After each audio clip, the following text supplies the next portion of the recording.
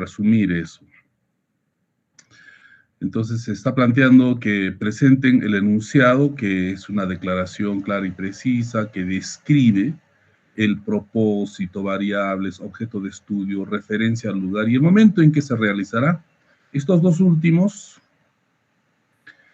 para el caso de estudios descriptivos, ¿no?, de la investigación que se desarrollará. Este enunciado sirve como una guía para todo el proceso de investigación y proporciona una visión general de lo que se busca lograr. Una vez que se plantea un enunciado aceptable, se puede decir que ya se hizo lo más difícil del proyecto. Luego vienen los detalles del proyecto, ¿no? Viene la redacción de un objetivo, la redacción, la formulación de la hipótesis y el marco teórico que va a sustentar esa hipótesis. Esos son los complementos. Y finalmente viene, de la parte, digamos, metodológica, viene la operacionalización de variables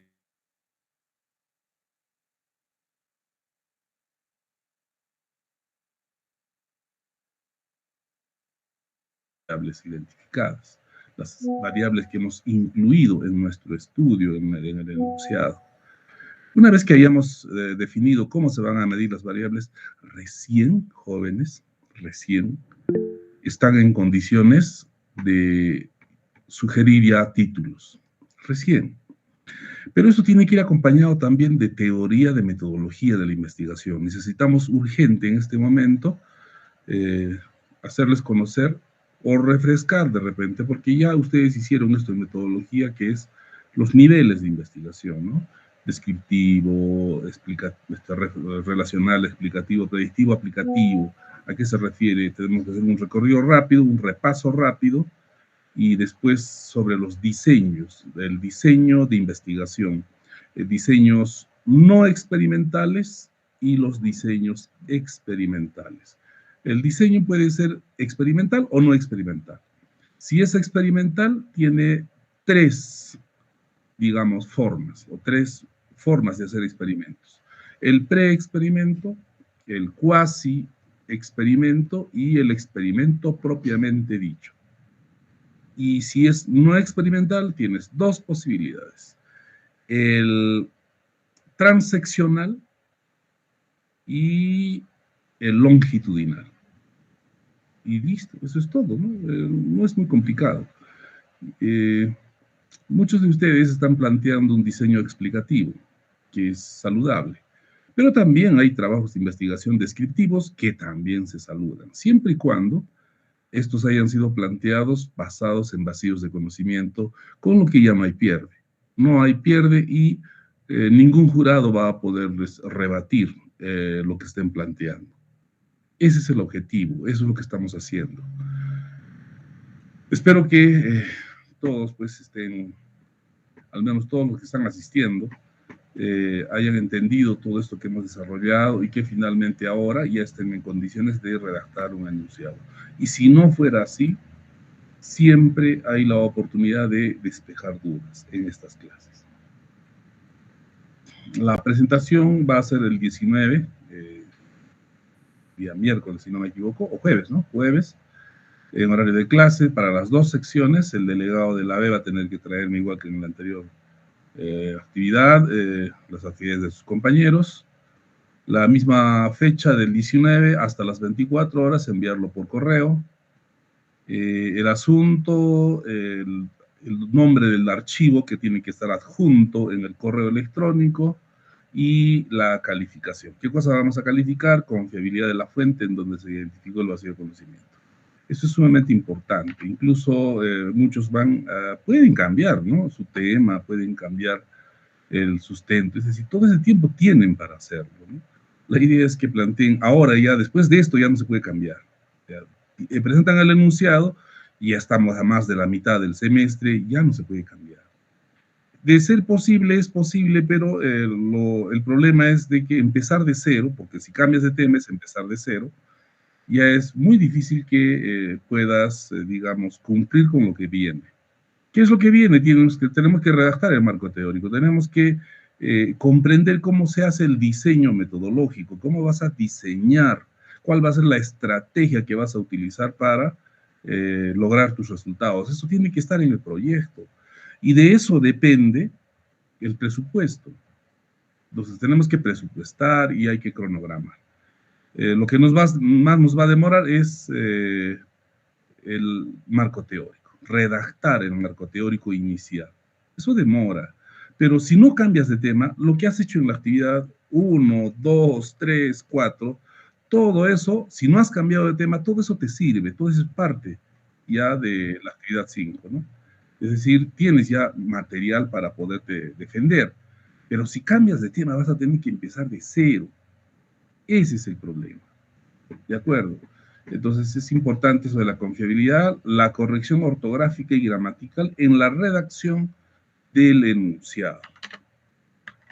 Primero vamos a evaluar pues la corrección ortográfica y gramatical del enunciado, basada, ya no es idea, ¿no? Ahora ya es enunciado, basada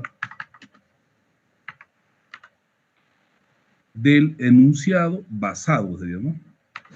Basado. La idea basada, el enunciado basado. Eso también es gramática, ¿verdad? Y se nota bastante cuando presentamos nuestros documentos. Cuando te pido presenta la actividad, ustedes tienen que poner actividad presentada, ¿verdad? Presentada. Y si les digo presenten el proyecto, ustedes tienen que decir en alguna parte de su carátula, cuando hacen referencia, proyecto presentado. Es gramática, ¿no? Estamos ahí viendo el género de cada sustantivo. Entonces, aquí estamos hablando de corrección ortográfica y gramatical en la redacción del enunciado basado. ¿Por qué? Porque es la redacción basado en vacíos de conocimiento.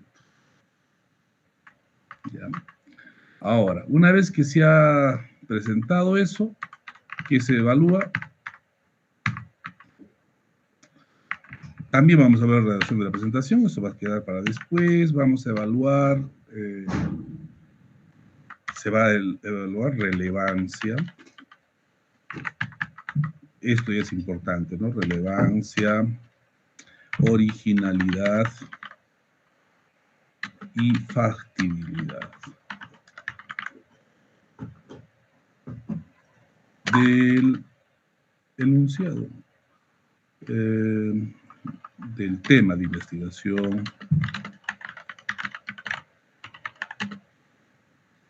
investigación, o del enunciado presentado, cualquiera de los dos, ¿no? Listo.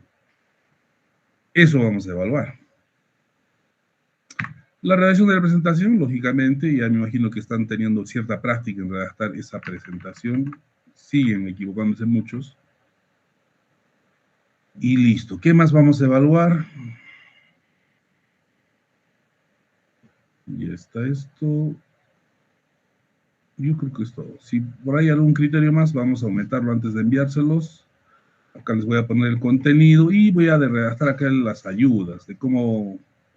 Alguna nota de ayuda siempre es necesario. Me imagino que les está sirviendo estas notas de ayuda. Y demoro un poquito a veces prepararlas, pero lo hago con la intención de que tengan material de consulta, de que tengan para estar seguros de lo que tienen que hacer, no tengan material, sobre todo, y también con la intención, pues, de que si es que no se entiende, se pregunta, ¿no? Y la idea, la esperanza que siempre mantengo es de que pregunten, se suelten un poco y en las clases pregunten, salgan de dudas y busquen siempre mejorar su proyecto. Lo más trabajoso, lo más difícil de una tesis es tener un buen proyecto, ¿no? Si tienes un buen proyecto, si se ha identificado un buen problema y se ha planteado o sustentado ese problema adecuadamente, entonces ya tienen el 50% de la tesis hecha. Eso es lo que se dice y es cierto. Tienen un buen problema de investigación, el 50% de su tesis está hecho. Ya solo falta ponerse en práctica el diseño, obtener los resultados, mejorar el marco teórico y analizar resultados y conclusiones y presentas tu tesis. Eso es todo. cuando el proyecto está bien hecho, es ejecutar la tesis y cerrar. Es como cuando ejecutamos una obra. Cuando ejecutamos una obra y el expediente técnico está mal, la obra probablemente no se va a terminar. ¿Por qué? Porque cuando estamos ejecutando nos damos cuenta de que hay errores en el metrado, errores en las especificaciones técnicas y probablemente falta presupuesto. Y la obra no se termina, se paraliza, entra en problemas judiciales y se bloquea y listo. Está años ahí durmiendo. Y eso pasa con más del 60% de nuestras obras en el país. Es más o menos igual ahora. Haces un mal proyecto y al final tu tesis divaga por acá, por allá, tú mismo no lo terminas. El proyecto es muy importante. Entonces, si es que haces un buen proyecto, ya solo queda ejecutarlo y te guía, o sirve como guía, pues, ¿no? Para llegar al final. Esa es la idea. Entonces, esto se les va a enviar ahora. Acá ya vamos a poner contenido de la actividad 4. Siempre debe haber una carátula, la presentación, y aquí viene de frente, en primer lugar viene el enunciado. El enunciado del estudio.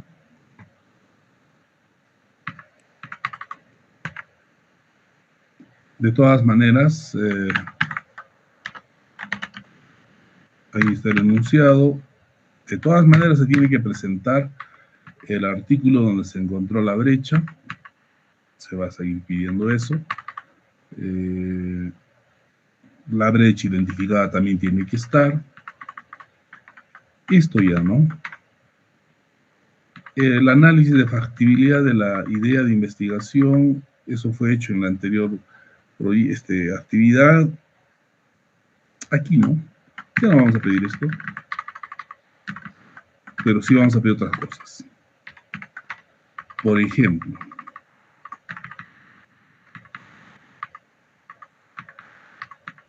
aquí se va a pedir variables identificadas. Variables identificadas y su medición. Entonces, a manera ya de ensayo de lo que vamos a aprender, vamos a hacer un repaso de cómo se operacionaliza, pero ya algo hemos hecho y tienen que ver ustedes o dar una idea de cómo van a medir. Eso les va a hacer pensar, ¿no? Si ustedes en su enunciado dicen, mi intención es describir la calidad de las viviendas sociales en la región Puno. Por decir a alguien se le ocurre un problema así, ¿no? Entonces la pregunta es, ¿cómo va a medir esa variable calidad de las viviendas sociales? Entonces, para eso tiene que ponerse a leer, ¿verdad? ¿Qué cosa es esa variable? ¿Cómo podría medirla? Y va a empezar a razonar y va quizá a mejorar la forma en que estaba mencionando su variable, o quizá cambie, digamos, la forma en que está presentando su proyecto. Probablemente quiera hacer otra cosa cuando se ponga a preguntar cómo va a medir esa variable. Esa es una etapa clave para poder finalmente redactar un buen enunciado, un buen problema. Entonces aquí se les va a pedir las variables identificadas y la forma de su medición o la forma, ¿no? La forma de su medición o cuantificación. Esto es importante. Un comentario que nos explique qué es lo que piensa, cómo va a medir, ¿no? Va a hacer una escala, ¿qué va a hacer? ¿No? Va a utilizar algún equipo de laboratorio. No es tan rigurosa quizás acá la forma de decirlo, pero esto tiene una forma de expresarse en el proyecto. Y en el proyecto se expresa con el cuadro de operacionalización de variables y los instrumentos que va a utilizar para esa operacionalización, ¿no? ¿Qué instrumentos? Si vas a hacer ensayos, los instrumentos son las normas. Si tienes variables categóricas, los instrumentos van a ser escalas, categorías, escalas de medición que existen en ingeniería, ¿no? Una escala de medición es el índice de condición de pavimento, existen escalas para vulnerabilidad sísmica, existen escalas, por ejemplo, de intensidad sísmica, como la escala de Mercalli, ¿no? Hay pues un montón de escalas que utilizamos para medir variables de ingeniería civil. Entonces, hay muchas escalas de ejemplo que podrían ustedes utilizar. Se pueden utilizar esas si es que es el problema que estoy planteando, o se pueden crear nuevas escalas, que serían nuevos instrumentos de medición que tienen que ser validados. Cómo se validan y todo ello es parte de una lectura que tienen que hacer y tener una idea de cómo se valida. Todos estos procedimientos son conocidos en la investigación, ¿no? Y se utilizan en todas las áreas, ¿no? En ciencias sociales, en ciencias naturales, en ingeniería utilizamos instrumentos que tienen que ser validados. Entonces la forma de validación tampoco es gran cosa, ¿no?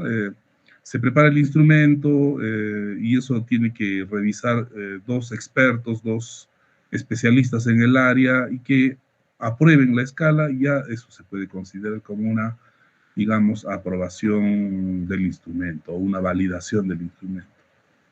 De esa forma, más o menos se procede. Entonces, esto es lo que les vamos a preguntar y esto es lo que se les va a pedir para esta actividad 4, donde lo más importante es esto, ¿no? El enunciado que vayan ustedes a redactar.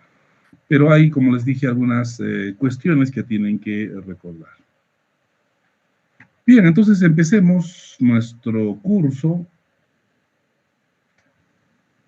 no sin antes darles la oportunidad de preguntar si existe alguna pregunta. Jaime de Anderas está preocupado por la asistencia. Muy bien, vamos a pasarles el link para el formulario de asistencia. Me olvido también de la asistencia.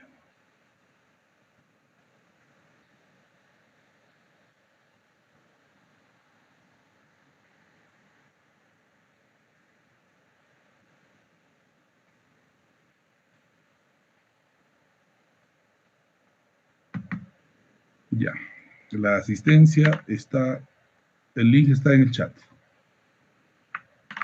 Marquen asistencia, por favor.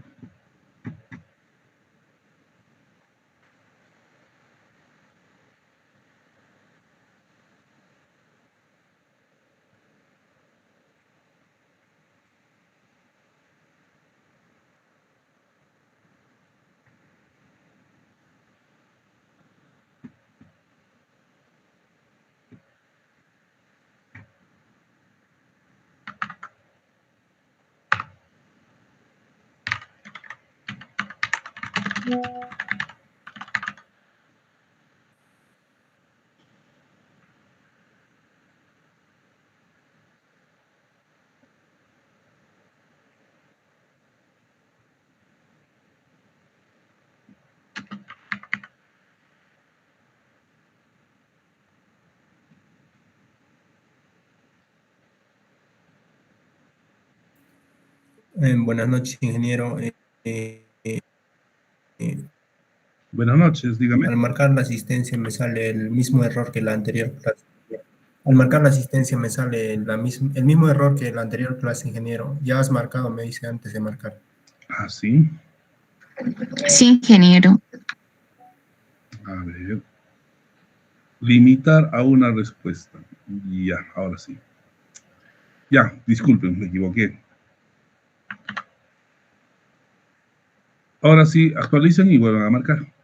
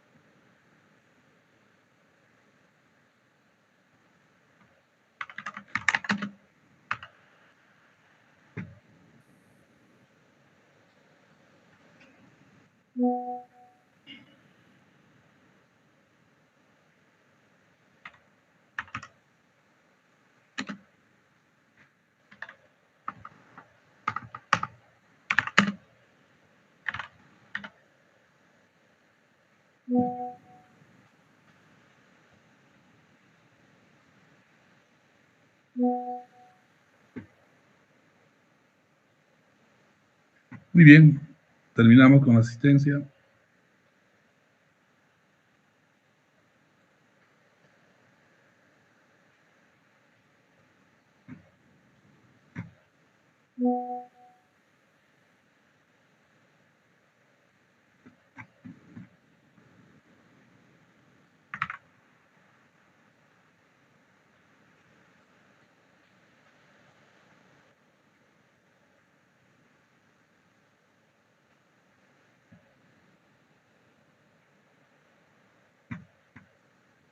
Con 60.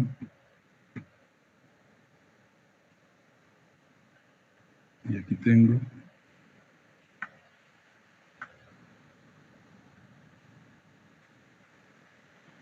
80. Qué raro, ¿no? Hay duplicados. La verdad eran duplicados. Juan y Coquira, Juan y Coquira. ¿Por qué marcan dos veces? Para asegurarse. Solo es contado una sola vez, no tienen que marcar 2, 3 veces, ¿no?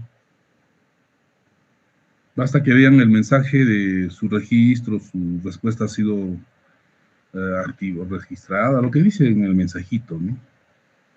Ese mensajito se puede configurar, a ver, ¿qué les aparece? Respuestas.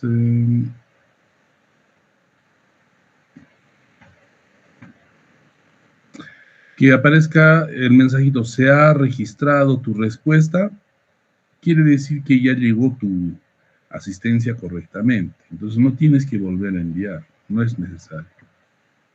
Y ocurre acá, pues yo tengo aquí 80 y hay solamente 60 estudiantes. Me puede hacer equivocar y decir, pues están marcando de otros señores, ¿no?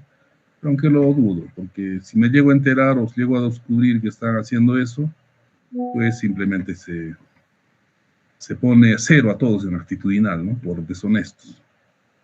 Y por no denunciar la deshonestidad. Tienen que ser cómplices, en otras palabras. Bueno, terminamos con la asistencia. Listo. Ahora sí, vámonos a nuestra clase. Ya en clase presencial hablamos sobre el enunciado, hemos hablado sobre sus componentes y hemos hablado de propósito. El propósito es su intención de investigar, qué cosa quieren investigar. Y habíamos dicho que ese propósito se puede, digamos, expresar con una palabra clave. Y hay palabras clave que se utilizan para definir el propósito de una investigación. Entonces, se clasifican estas palabras clave por niveles de investigación. Todos sabemos que existe un nivel descriptivo y estas son las probables palabras que podemos utilizar al momento de redactar el propósito. En el nivel relacional, en el nivel explicativo, ahí está, en el nivel predictivo y en el nivel aplicativo. Pero hay que tener claro qué cosas son estos niveles, ¿no? Hay que recordar. Entonces, y esto es parte ya de la unidad 2 de nuestro curso que habla sobre metodología, ¿no? Diseño metodológico. Entonces, empecemos con esta parte y vamos a hablar del nivel de investigación. Esto va a demorar unos 15 a 20 minutos y con eso ya tenemos claro lo que son niveles de investigación, que es un repaso de lo que ustedes ya conocen, pero que es necesario, porque aquí es en donde nosotros vamos a empezar a pensar en el diseño. ¿Cómo vamos a diseñar nuestro trabajo, ¿no? Si corresponde a un nivel descriptivo, a un nivel explicativo, ¿no? A un nivel predictivo, ¿qué es lo que le corresponde de acuerdo a lo que quiero hacer? Hablemos de niveles. El nivel de investigación se puede definir como momentos, como etapas, fases del desarrollo de una línea de investigación. Recuerden que es una línea de investigación, se les encargué una lectura obligada que debieron de analizar, debieron de leer y con eso tienen claro lo que es una línea de investigación. Una línea de investigación es un conjunto de conocimientos que se han logrado a través del tiempo con investigación científica. Y ese conjunto de conocimientos sigue pues un desarrollo, digamos, estableciendo etapas. Toda línea de investigación empezó con una etapa básica que es el nivel exploratorio, en donde se pone uno a explorar, digamos, sobre asuntos que tienen que ver con eso que me interesa.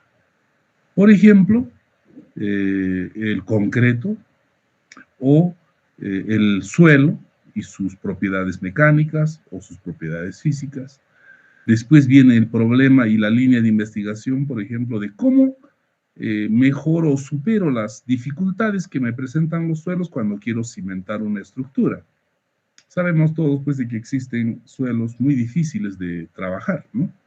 Y para poder cimentar en ellos necesitamos mejorarlos, necesitamos estabilizarlos.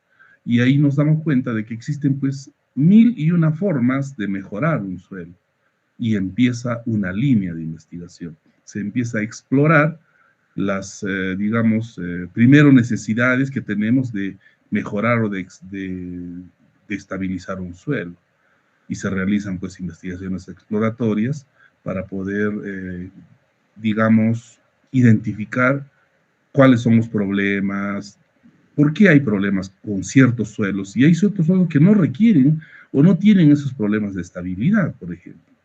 Pero hay muchos suelos, sobre todo suelos cohesivos, que tienen problemas de estabilidad. ¿Por qué? ¿Cuál es el problema, no? Una investigación a la pregunta, ¿por qué hay suelos que requieren ser estabilizados o no son ideales o no son convenientes para cimentar? ¿Cuál será la respuesta a esa pregunta? ¿Tendré que hacer estadística? ¿Tendré que hacer un experimento? No, inicialmente se planteó esa pregunta. ¿Cuáles son los problemas pues, de cimentar en suelos cohesivos? ¿Por qué estos no soportan las cargas? ¿Por qué si hay presencia de agua estos se portan de peor manera, ¿no? Sus propiedades son bajas en resistencia y que ponen en riesgo las estructuras. ¿Por qué? En un momento no se sabía eso. ¿Por qué la arcilla se expande, ¿no? ¿Por qué la arcilla tiene esa forma de comportarse? Las respuestas a esas preguntas son de tipo, requieren una investigación exploratoria. Una vez que se conoce la arcilla, una vez que se conocen sus minerales, se llega a hacer investigación descriptiva, que sería el siguiente nivel, a identificar qué minerales tiene y a clasificar. Cuando tengo que clasificar las arcillas por sus tipos, por sus minerales que incluye, y ya tengo que hacer estadística. En la anterior pregunta no requiero de estadística, es simplemente indagar, preguntar, ¿no? Explorar, plantear probablemente líneas de investigación, porque explorando se plantean líneas de investigación donde uno ya puede ponerse a profundizar el estudio. Una de esas líneas de investigación de la exploración de los suelos cohesivos es precisamente la estabilización, ¿no? Y se tiene ahí esta línea de investigación hasta ahora, en donde se conoció probablemente las características de la arcilla, ¿no? Sus minerales, sus propiedades plásticas. Se llegó a conocer inclusive cómo estaban compuestas las moléculas, ¿no? De los materiales más comunes, más frecuentes en las arcillas, ¿no? Silicio, aluminio, hidrógeno, oxígeno, ¿no? Son diferentes átomos que componen moléculas y al final les dan, digamos, una composición mineral que define el comportamiento de las arcillas. Eso con una investigación de nivel descriptivo. Y después vienen las investigaciones de nivel relacional. Se va pasando etapas. Cuando ya conocemos las arcillas, su composición mineral, ya queremos saber ¿y cuál es la relación que existe de la composición mineral de ciertas arcillas y su resistencia y su susceptibilidad, por ejemplo, a sufrir transformaciones frente al agua? Es decir, ya empiezan a preguntarse la relación que existe entre una variable que podría ser componente, algún componente de la arcilla, y su forma de comportamiento o su resistencia. Simplemente relacione, ¿qué relación existe? Para saber qué relación existe, tengo que medir, hacer descripción de qué mineral y descripción de cómo se comporta. No intervengo como investigador, solo mido, observo, anoto las observaciones y luego saco conclusiones de lo que observo, de lo que mido.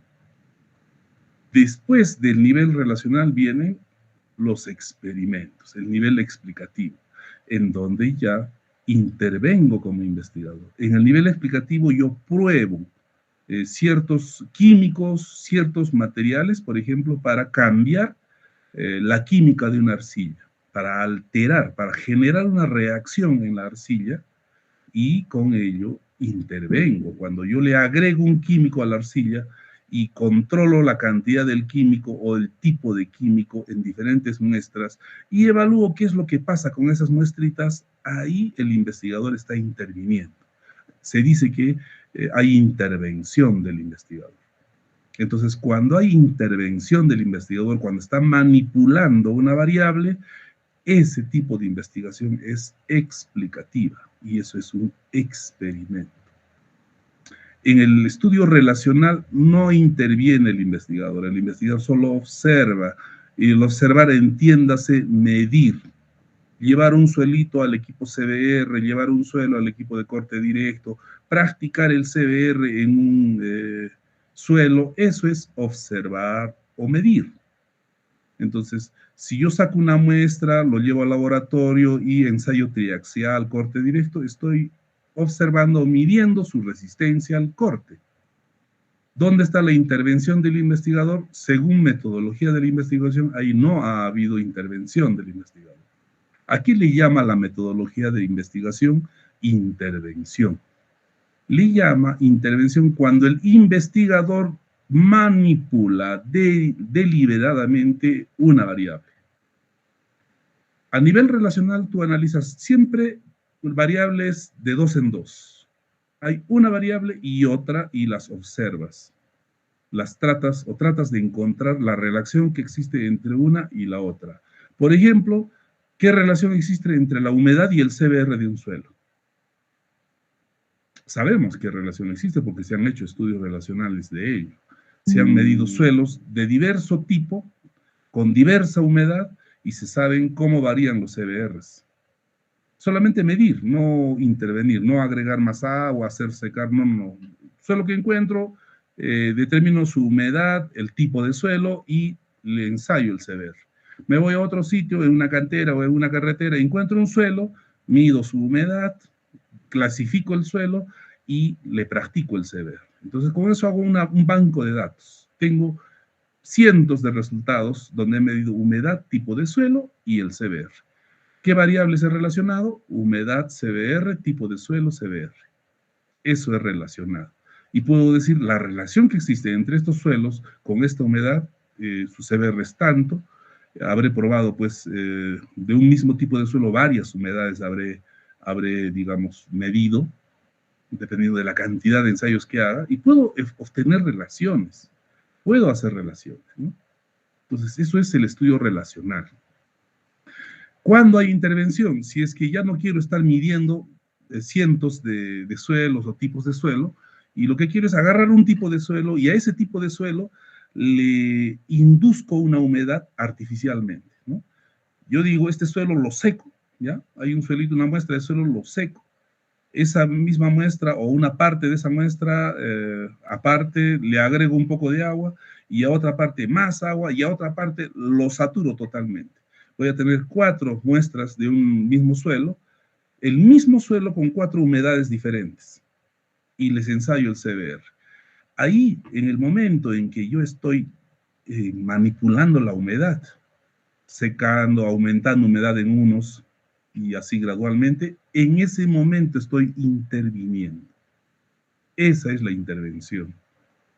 Entonces, cuando se interviene, ya estamos hablando de manipular variables. Y en este caso se está manipulando la variable independiente.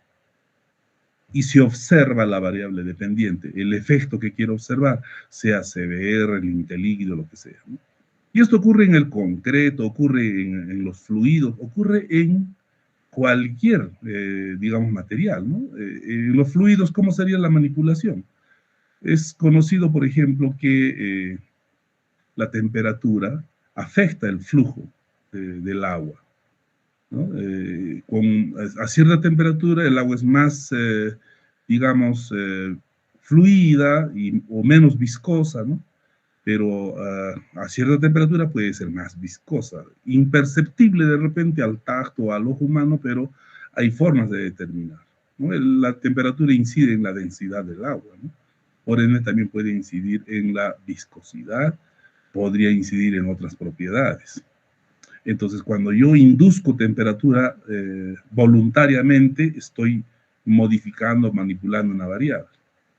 O puedo modificar, puedo probar el flujo de agua a cierta temperatura y modificando la sección de una tubería o la sección de un canal o el material con el cual está construido el canal o la tubería, y quiero saber cuánto es la pérdida de carga por el material.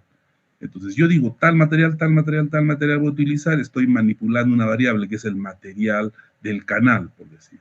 Y quiero saber cuál es la pérdida de energía en un tramo donde se conduzca agua, donde se, digamos, traslade agua, y ahí la intervención sería cuando el investigador decide qué material va a utilizar en el canal y observa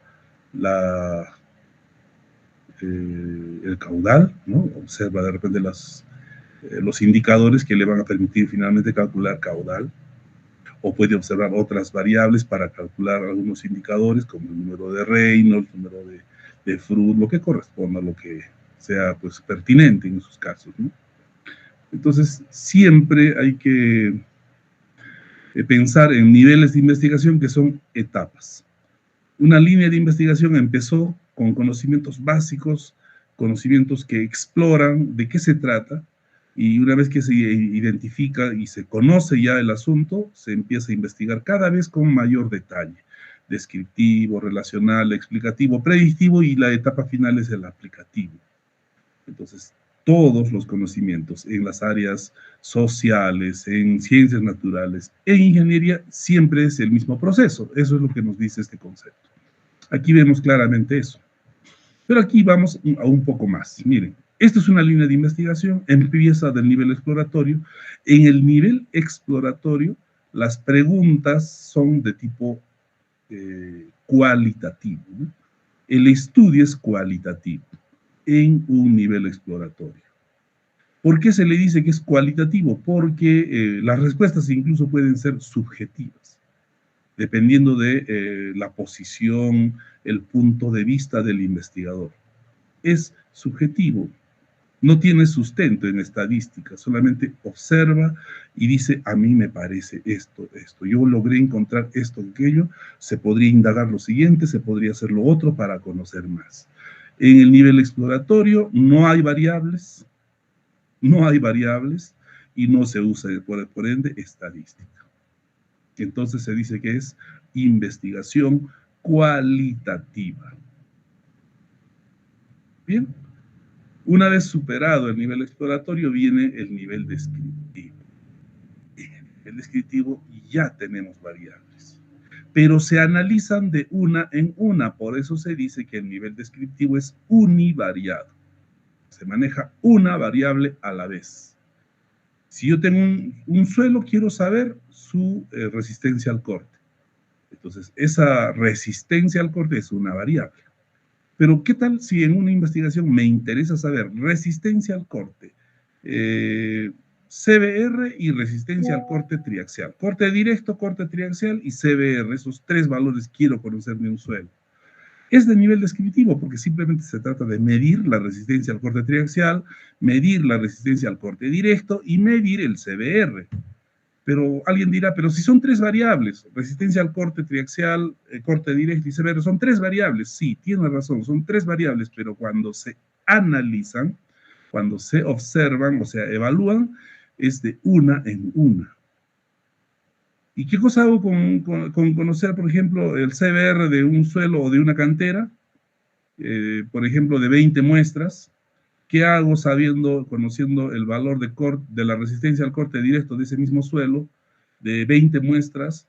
¿Y qué hago conociendo la resistencia al corte triaxial de 20 muestras de ese mismo suelo? Hago frecuencias, hago estadística descriptiva, hago porcentajes, ¿no? Los resultados, digamos, obedecen a una distribución normal, hago pues tabla de frecuencias, rangos, todo lo que es la estadística básica, la estadística descriptiva univariada. No puedo hacer más porque esa es la intención, simplemente la intención descriptiva es conocer las propiedades, caracterizar, nada más. Y si ya quisiera hacer un estudio donde quisiera relacionar, ¿y qué relación existe entre el resultado del CBR y el resultado del corte directo? ¿Qué relación existe? Ah, ahí es otra cosa. Ahí voy a tener que relacionar y agarro dos variables, ¿no? Y busco la relación que existe. Entonces ahí ya pasa al siguiente nivel esa investigación. Ya la pregunta no es descriptiva, ya la pregunta corresponde a un nivel relacional, y porque va a manejar dos o más variables se llama bivariado. En el relacional es bivariado porque manejo dos variables. Bivariado. A partir del descriptivo manejo estadística.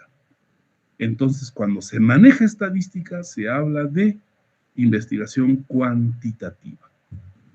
Todo aquello en donde hagas manejo estadístico es investigación cuantitativa. Si no manejas estadística, es cualitativa. ¿De acuerdo? Hay investigaciones cualitativas muy interesantes, que vamos a mostrar, a ver, algunos ejemplos de investigaciones cualitativas, sobre todo en ingeniería. Al inicio existió pues esa investigación y hasta ahora existe el nivel exploratorio para problemas nuevos, ¿no? Bueno, saliéndonos de la ingeniería, el COVID generó justamente investigación exploratoria cuando no sabíamos por qué se moría la gente, ¿no? Entonces ocurre en ciencias de la salud, en ingeniería, en sociales. Siempre el conocimiento humano está en constante evolución y crecimiento, ¿no? Y siempre se presentan estas etapas de una línea de investigación. Entonces, cuando ya utiliza estadística, ya aparece pues la investigación cuantitativa, y desde el nivel descriptivo tenemos el nivel univariado o el manejo de una sola variable, se le dice univariado a este nivel. En el relacional, dos variables, por eso es bivariado, y en el explicativo, dos variables o más, pero ya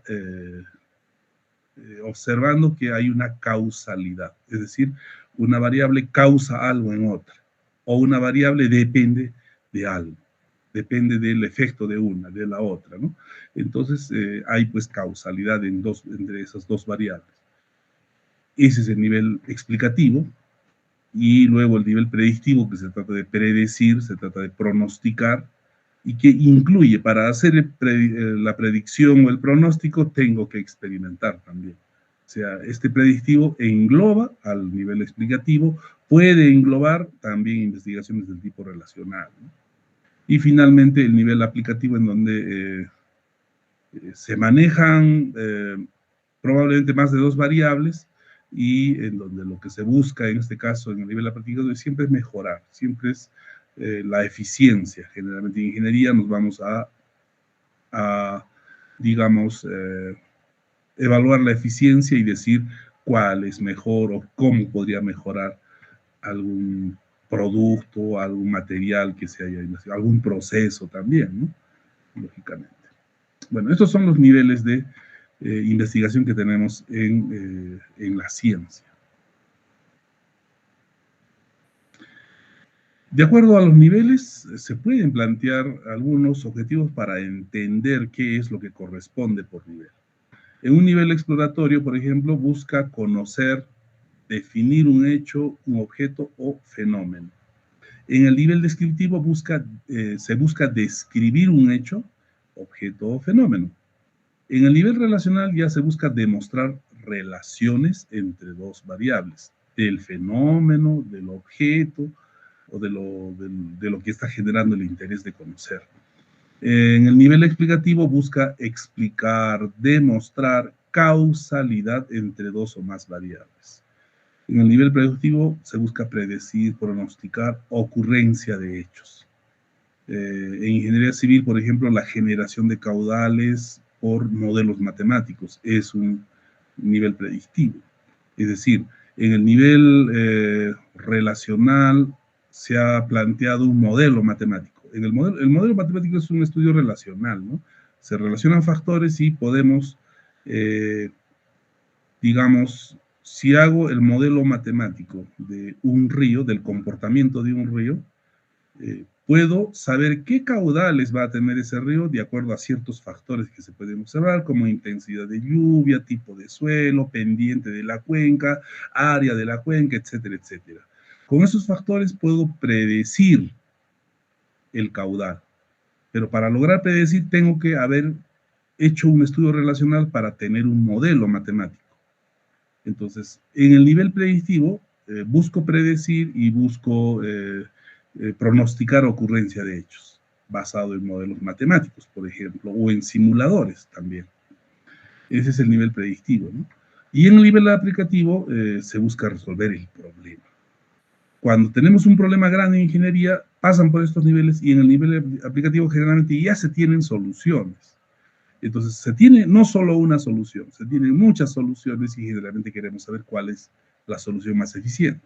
Eso nos interesa a los ingenieros. Siempre estamos motivados por plantear soluciones más seguras, más económicas. Siempre la eficiencia está presente en la ingeniería civil también.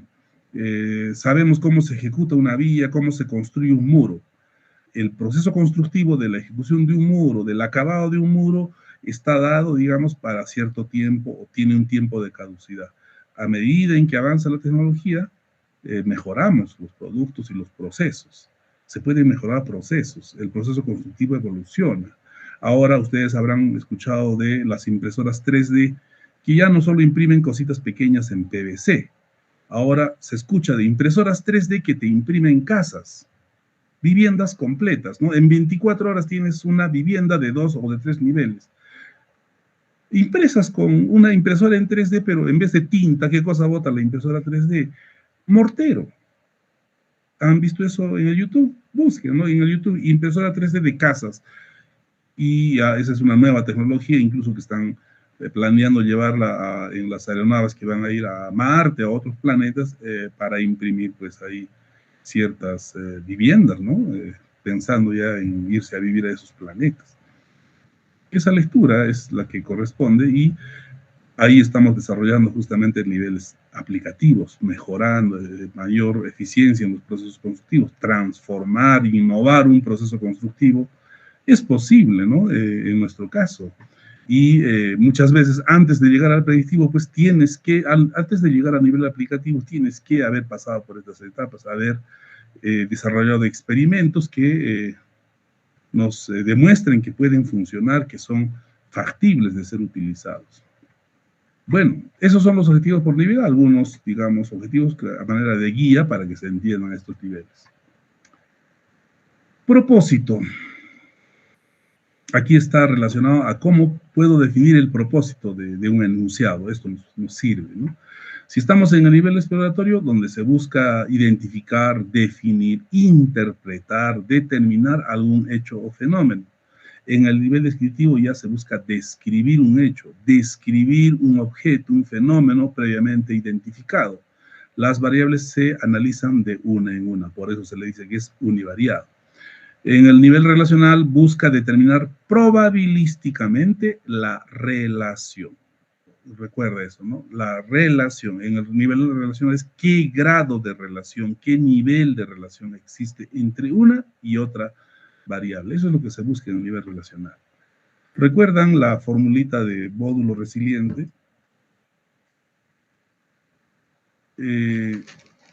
Hay una correlación, ¿no? Módulo resiliente es igual a 2555 por el valor de CBR elevado a 0.64. Esta fórmula salió pues de un estudio relacional. Se analizaron una gran cantidad de suelos con el módulo resiliente, se hicieron ensayos de módulo resiliente, y a esos mismos suelos se les practicó ensayos de CBR. Entonces, teniendo ese gran conjunto de ensayos, hechos en diferentes países, ¿no? O sea, no necesariamente por un solo investigador. Constantemente se están haciendo ensayos de CBR de diversos suelos y constantemente se están haciendo ensayos de módulo resiliente de diversos suelos.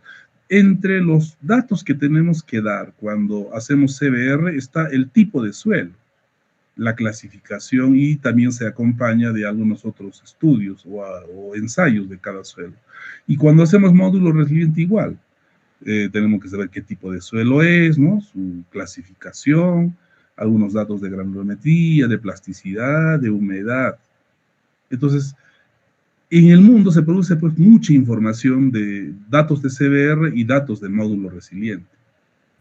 ¿De acuerdo? Entonces, teniendo esa información, en un trabajo de investigación se recopilan todos esos cientos de datos y se busca la relación que existe entre módulo resiliente y CBR. Y se pueden llegar a correlaciones de este tipo. Y se pueden plantear correlaciones de cualquier tipo también, ¿no? Cuando nosotros simplemente caracterizamos. Pero ¿qué va a ocurrir si intencionalmente quiero correlacionar, por ejemplo? Digamos, quiero hallar una correlación entre el CBR en función de qué cosa. X puede ser, por ejemplo, humedad. X1, X2 podría ser, ¿qué cosa? Tipo de suelo. X2 podría ser humedad, tipo de suelo.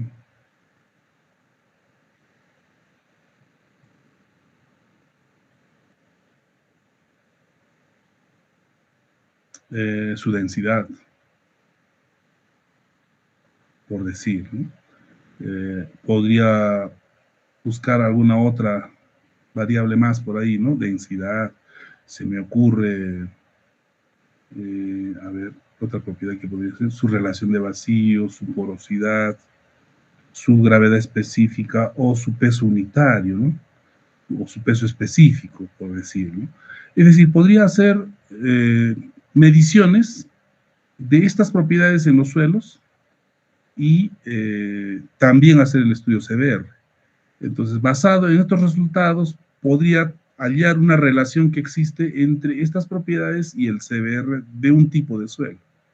Si solo mido, estoy en un estudio relacional. Pero puede ocurrir que yo no solamente quiera medir, sino que quisiera variar la humedad, por decir, para diversos contenidos de humedad que intencionalmente voy a manipular. Ahí ya estamos pasando al otro nivel, ya no es relacional. Cuando ya intervienes, cuando ya tú vas a modificar la humedad, entonces ya estás pasando al nivel explicativo. Ya estás haciendo un experimento. Y es que en realidad en los experimentos se busca demostrar relaciones causales. Al modificar esto ya voy a hacer va a haber una relación causal. La causa va a ser la humedad que voy a variar y cómo influye en el CBR, ¿no? Entonces ya hay relación causal. Pero si no manipulo humedad, simplemente mido lo que hay en el campo, entonces es el nivel relacional. Fíjense que un pequeño detalle puede hacer cambiar ya el nivel al cual corresponde un trabajo, ¿no? Si tú vas a manipular la variable, si vas a inducir un químico o un porcentaje de algo, de un aditivo, entonces estás entrando a nivel explicativo. Y así, un pequeño detalle puede hacer que sea predictivo o aplicativo, ¿no? Entonces, y siempre estos niveles aplicativo-predictivo van muchas veces a implicar experimentos, van a implicar también estudios relacionales y también, ¿por qué no?, implican estudios descriptivos, ¿no? Ahora se van a dar cuenta de eso. Cuando tengan ustedes un nivel explicativo, tienen que hacer algún problema de tipo descriptivo. En su estudio tienen que hacer parte de la descripción. No necesariamente relacional, pero también en algunos casos podría ser, ¿no? Aquí hay algunos ejemplos clásicos que tenemos en ingeniería y tratando de encajarlos en cada uno de estos niveles.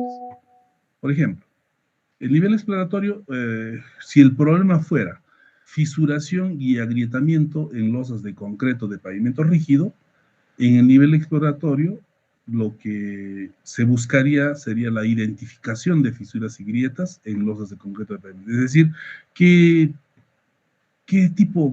cómo son esas fisuras y esas grietas, cómo son, ¿no? ¿Qué ancho tienen? O saber o describirlas por lo menos, ¿no?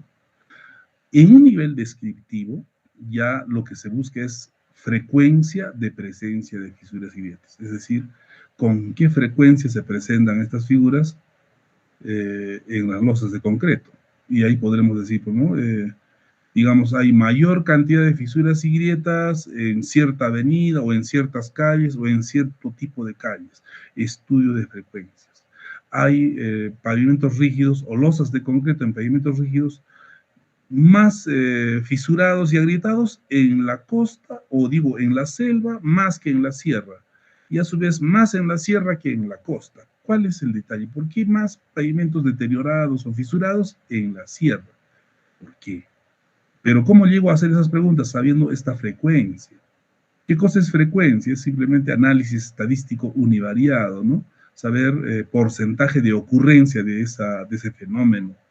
Qué porcentaje presentan ciertas losas. Es análisis de frecuencia, son porcentajes. El análisis univariado me permite saber eso. Y hay muchas, digamos, frecuencias o análisis descriptivo o investigación descriptiva que no conocemos en Juliaca. Por ejemplo, si yo preguntara en Juliaca, a ver, ¿en qué vías de la ciudad de Juliaca los pavimentos rígidos presentan mayor porcentaje de fisuras y grietas? Entonces, ¿alguien podría responder a eso? Claro, observamos los pavimentos rígidos y vemos a simple vista que hay cierta vía, cierto pavimento que presenta más agrietamiento que otros. Podríamos intuir, ensayar una respuesta, ¿no? Pero no es una respuesta objetiva, es un parecer, lo que me parece a simple vista, a grosso modo. Pero nadie ha hecho la investigación, nadie ha hecho el estudio descriptivo de poder, digamos, decirnos en qué tipos de pavimento ocurre mayor cantidad de fisuras y grietas, ¿no? O en qué momento ocurre mayor fisuración y agrietamiento en la vida de un pavimento. Para eso tengo que hacer un estudio descriptivo. O sea, se pueden plantear N preguntas, simplemente para evaluar frecuencias de alguna variable. En este caso estamos hablando de fisuración y agrietamiento. Entonces se tienen pues una gran cantidad de problemas de tipo descriptivo que se podrían emprender. ¿Cómo conocer las propiedades físicas de un suelo? Conocer la capacidad admisible de una cimentación en alguna zona de Juliaca. Esos son problemas descriptivos. Conocer, caracterizar, cuantificar. En el nivel relacional, en el marco del problema de fisuración y agrietamiento de pavimentos rígidos, podría, por ejemplo, plantearse el problema o el estudio de factores asociados a la fisuración y agrietamiento. ¿Por qué se fisuran? ¿No? ¿Qué factores están asociados? ¿Estará el tipo de agregado que se ha utilizado en el concreto? ¿Cuál es el grado de relación entre el tipo de agregado y la fisuración o el porcentaje de vibración de una losa? ¿O cuál es el grado de relación del gradiente térmico, digamos, del concreto y su fisuración? ¿O la relación que existe en la marca de cemento y la aparición de grietas y fisuras?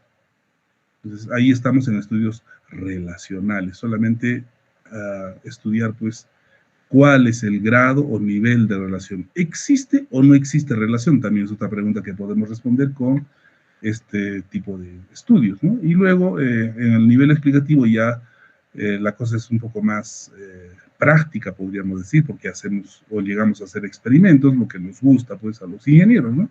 En campo, aunque no sepas, jóvenes, ustedes van a hacer mucha experimentación. ¿Cuándo empiezas a experimentar? Por ejemplo, cuando vas a utilizar algún aditivo. Estás en obra y necesitas utilizar un acelerante de fragua. Vas a hacer comprar el acelerante de fragua, digamos Sika, vas a leer la ficha técnica de Sika en el galoncito donde viene ese material y vas a leer lo siguiente, ¿no? La dosis de este aditivo es de 0.3 a 0.7. Para mejores resultados, utilizar valores cercanos al máximo, se recomienda hacer pruebas en campo. Eso generalmente dice, ¿no? Donde dice dosificación en un aditivo. ¿Qué significa hacer pruebas en campo? Significa, pues, experimentar. Tú tienes que hacer un cilindro y echarle 0.3 del aditivo en una dosificación que tienes que controlar, ¿no? En otra muestrita le echas 0.5 y en otra le echas 0.7. Elaboras tus briquetitas y esperas y controlas el tiempo o la edad, ¿no?, de cada briqueta. Rompes a las 3 horas, 5 horas, 7 horas y ves qué briqueta con el porcentaje de aditivo que le has puesto te ofrece la resistencia que tú estás buscando. Estás haciendo un experimento. Eso se hace en campo. Intuitivamente los ingenieros muchas veces hacemos experimentos. El ensayo Proctor, si te recuerdas, el Proctor. ¿Cómo hacías el Proctor? Agarras un suelito, al suelo le agregas, ya cuando está seco el suelo, le agregas un poquito de agua, al otro más 2%, al otro más 2% o más 4%. La cuestión es que vas a tener el mismo suelo con diferentes humedades y lo ensayas en el molde del Proctor, ¿no? Lo golpeas con el martillito. ¿Y qué cosa vas a hacer ahí? Vas a determinar con qué humedad se obtiene la máxima densidad seca. ¿Sabes qué? Con el Proctor has hecho un experimento ya. No te has dado cuenta, pero ahí has hecho un experimento. ¿Cuál es la variable independiente en el Proctor? Razona un poco y puedes responder. ¿Cuál es la variable que has manipulado? Que manipulaste en el Proctor. Manipulaste la humedad. Le has establecido un porcentaje. Variable, un porcentaje que se incrementa cada vez. Esa es tu variable independiente. Y la dependiente que has observado, ¿cuál es? La variable dependiente que has observado en el ensayo Proctor. Has observado la máxima o la densidad. La densidad seca es lo que observas, lo que mides, ¿no? Como a base de la densidad de un material, densidad húmeda en el Proctor, ¿cómo llegas a determinar finalmente lo que quieres, que es densidad seca? Bueno, haciendo una serie de fórmulas, llegas a determinar densidad seca. Gráficas en una curva, humedad versus densidad seca, hallas tu parábola y al final tienes cuánto es el máximo. Todo ese procedimiento es un experimento. El Proctor es un experimento. ¿De acuerdo? Entonces ahí estás manipulando dos variables. En este caso, volviendo a lo que es fisuración y agrietamiento, se buscaría, por ejemplo, las causas de la fisuración y el agrietamiento. Ya en un estudio relacional, ya sabes, pues, qué cosa está relacionado con fisuramiento y agrietamiento. Ahí se estudia eso, y ya se conoce también, ¿no? Una de las causas de la fisuración y agrietamiento es la calidad de la dosificación de la mezcla en obra, el gradiente térmico, las condiciones del clima al momento de colocar el concreto fresco. ¿Qué más? Sobre todo eso, ¿no? Las condiciones meteorológicas. Si tú estás vaciando una mezcla de concreto, sea en una losa de concreto de pavimento o en una losa ligera de una edificación, si es que estás con un sol muy fuerte en nuestra zona, ¿no? ¿Qué es lo que ocurre? Pues que se evapora muy rápido el agua y eso ocasiona, pues, las fisuras, sobre todo superficiales, ¿no? Eso es un hecho ya conocido, eso ya se sabe por un estudio relacional que está en los libros, la teoría de los libros nos dice eso. Ya conocemos por esa investigación eso, ¿no? Entonces hay factores asociados a esta fisuración y agrietamiento que se conocen. Y en el nivel explicativo tratamos de hacer experimentos para demostrar, para explicar cómo influye la variable independiente en la dependiente, por ejemplo. En un nivel predictivo, en este marco de la fisuración y agrietamiento, podríamos plantear pronósticos, ¿no? ¿En qué tiempo una losa de concreto, dadas ciertas condiciones, se va a fisurar? ¿Cuánto va a ser su periodo, digamos, de tiempo en donde el porcentaje de fisuración y agrietamiento va a ser mínimo? Eso lo puedo determinar con un estudio predictivo, en donde puedo plantear un modelo matemático. Ya existen modelos matemáticos, ¿no? Se puede predecir el tiempo en el cual un pavimento flexible va a llegar a tener un problema de ahuellamiento. y normalmente se determina el número, el tiempo en años o un número de repeticiones de ejes estándar ejes estándar Ashton. A los 6 millones de repeticiones o a los 6 millones de sal, ese pavimento se va a huellar. Eso puedes decir con un estudio predictivo. Y existen N modelos, ¿no? Modelos, fórmulas matemáticas para predecir eso. Existen muchos modelos, ¿no? Para el comportamiento de pavimentos rígidos y flexibles.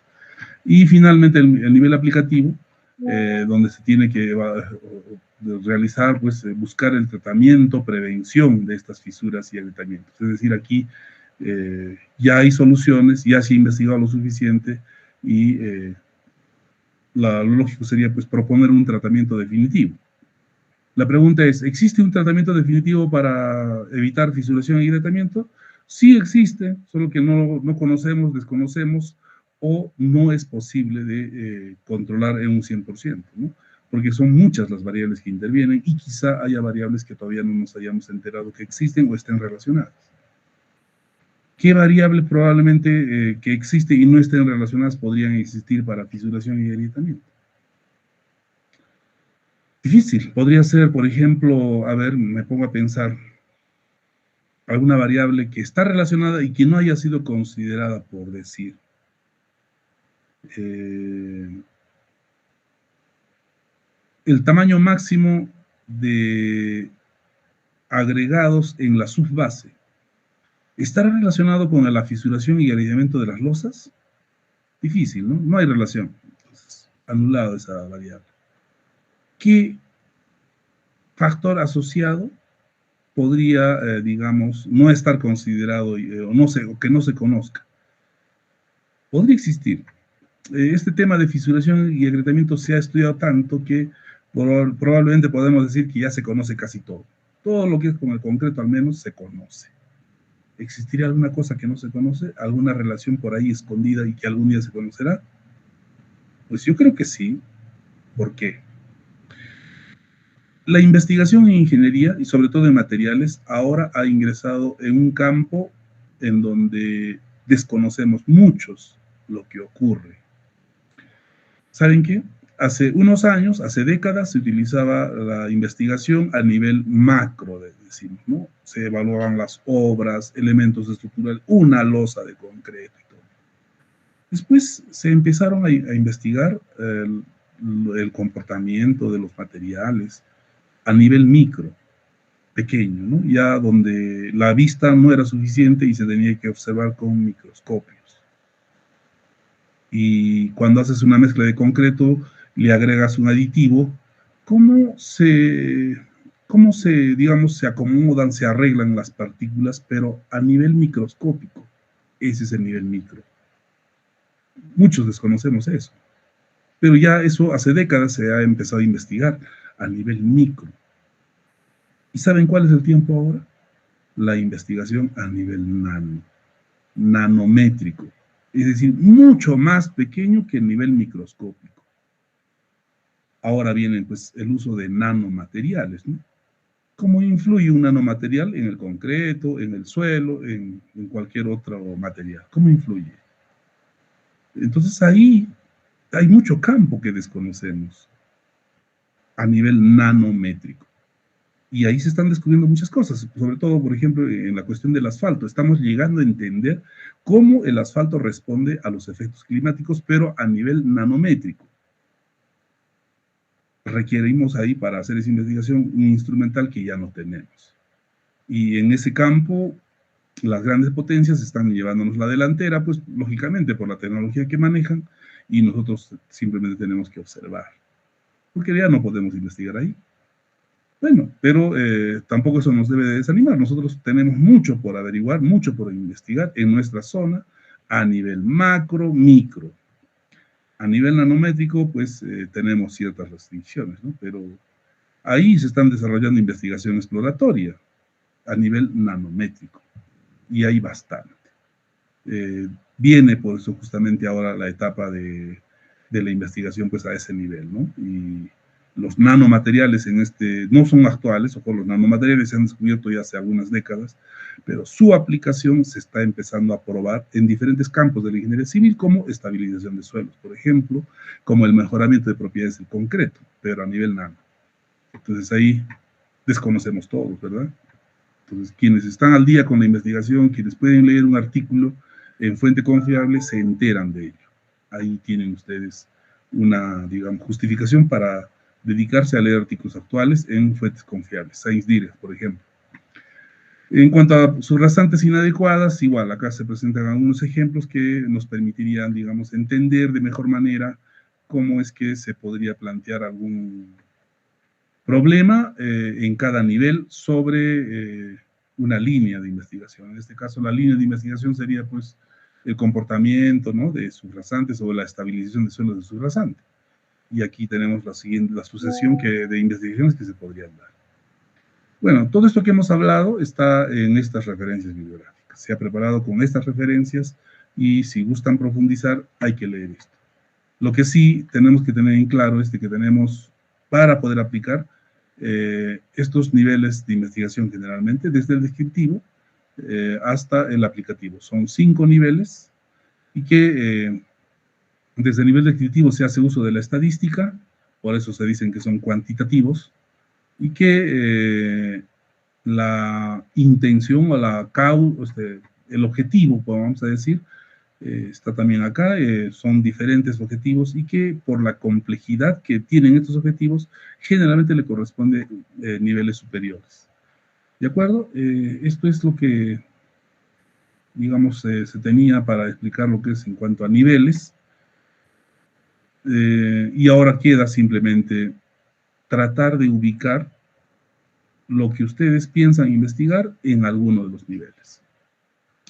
Si lo que estás pensando investigar es, por ejemplo, medir propiedades y estudiarlos, hacer, digamos, conclusiones en base a frecuencias, a porcentajes sobre esas propiedades que has logrado averiguar, obviamente va a corresponder a un nivel descriptivo que podría también plantearse como nivel relacional, dependiendo de lo que vas a hacer, si lo relacionas con otra variable.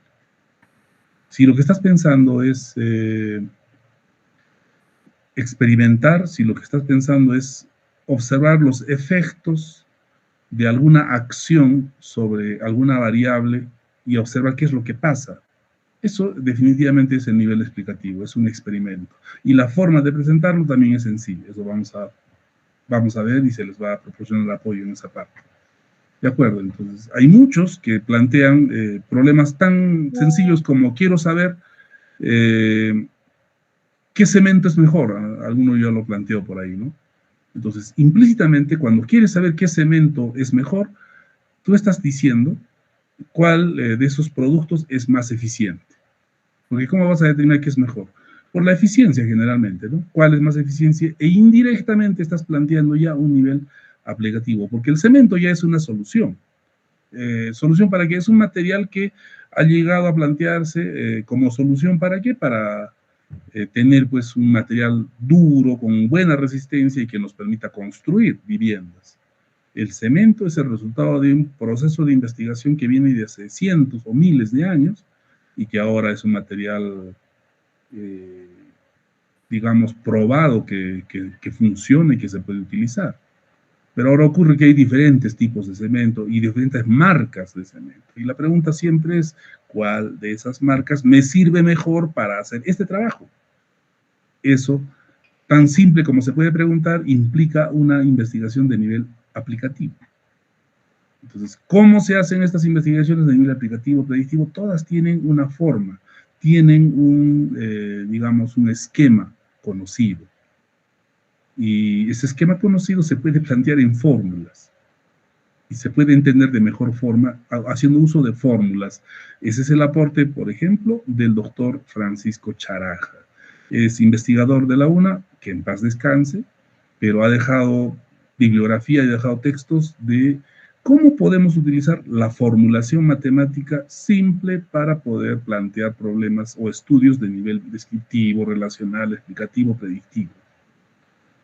Entonces, eso es lo que les voy a ahora un poco exponer en las siguientes clases para que ustedes puedan haciendo uso de fórmulas, plantear, digamos, a partir de su enunciado, un objetivo, plantear una hipótesis, formular una hipótesis, operacionalizar variables, hasta que lleguemos a proponer títulos, utilizando fórmulas, ¿no? Es una forma muy interesante y práctica de cómo podemos, pues, hacer estos procesos de una forma más fácil, segura. Bien, eso es lo que tenía como exposición sobre niveles de investigación, y lo que está faltando es ver este asunto de, por ejemplo, cuando tú vas a decidir un propósito, si lo que quieres es saber frecuencias o estimar parámetros, estimar valores, describir cómo es algo, describir, por ejemplo, los tipos de fisuras, de grietas que se presentan en una losa aligerada, o qué tipos de problemas se presentan en las losas aligeradas, o va pues a esta intención de describir algo. Si quieres saber propiedades físicas, mecánicas de los suelos, entra en este campo de la caracterización y pertenecen pues al nivel descriptivo. Entonces, tu tarea ahora es identificar el propósito que estás planeando utilizar en tu tema de investigación, en la idea de investigación que tienes, y en función a ese propósito, definir el nivel. ¿Quieres relacionar dos variables? Entonces es nivel relacional. ¿Quieres evaluar causa y efecto de una variable en otra? Entonces ese es nivel explicativo. Eso es lo que tienes que ahora identificar. Entonces, cuando ya identificas, ya sabes a qué nivel está, y sabiendo eso, ya vas pensando en el diseño que vas a plantear, ya estás pensando en, digamos, si has determinado un propósito, eso te va a servir para redactar adecuadamente el objetivo. ¿Por qué? El objetivo de un estudio, que es fundamental, ¿no? Planteas el objetivo, ya tienes el problema. O planteas el problema, ya tienes el objetivo. Así que yo prefiero ir por el objetivo, que es algo más sencillo. Y luego, a partir del objetivo, se formula o se escribe nomás el problema. Es facilísimo. Aquí está esto que les decía de cómo se redacta un enunciado. ¿De acuerdo? Y esto ya lo deben tener anotado, ¿no? Propósito, variables analíticas, población de estudio, nosotros le habíamos llamado objeto de estudio, ¿no? Lugar, tiempo, si es que la investigación es descriptiva. Si es que es descriptivo, necesitas propósito, probablemente variables, ¿no? No variables analíticas, sino variables simplemente. La población de estudio sí, lugar y tiempo tienes que mencionar si es que tu estudio es de tipo descriptivo. Pero si es de tipo analítico, cuando ya relaciona dos variables, es decir, relacional, explicativo, predictivo, aplicativo, solo se requiere estos tres elementos: propósito, variables y población, nada más. Entonces, este cuadrito es para redactar tu enunciado. Es lo que ya hemos venido hablando, lo que les expliqué, lo explico siempre en cada clase que se puede. Luego, una vez que has identificado el nivel de tu estudio, de lo que estás pensando hacer, miren, en función a ese nivel ya puedes decir qué variables vas a tener, o sea, o por lo menos los tipos de variable que vas a utilizar. Entonces, si es que has identificado que es de nivel descriptivo, vas a tener en tu estudio variables de caracterización y variable de interés.